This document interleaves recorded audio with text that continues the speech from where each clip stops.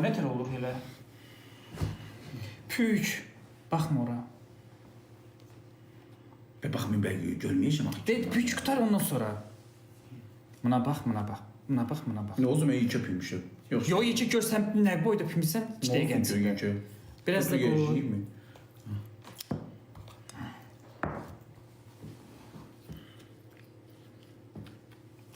Yağlarım.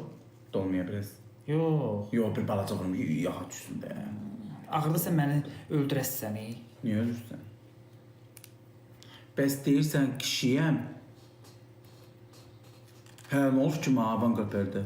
Saçıma deyirsənsə, saçımda qışı telli oğlanım. Deyin də buradan düzəltdim. Pük.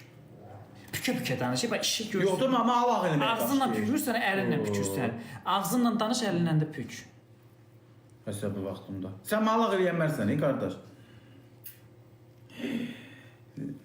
Ləmçqa. Hə, ləman eftim yəni. Ləman başqa şeydir. Bu qız başqa şeydir də. Ləman, hardan gəldin çıxdın, bax. Hardan gəldin çıxdın, deyə yenə əlini saxladı. Yenə gəldin çıxdın sən. Heç olmasa axırda gələydin dana. Telefon evimdən zəng eləyir.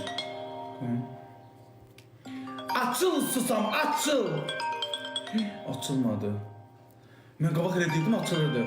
Açıl susam, açıl! Adaşlar ürəyi partladı. Yox, elə deyirdim, telefon açılırdı. Açıl susam, açıl! Açılmadı. Əlim yağıldı axı. Ay qadınım açılmır. Aa telefonu! Açın, açlamır bir də, əlin billə. Allah.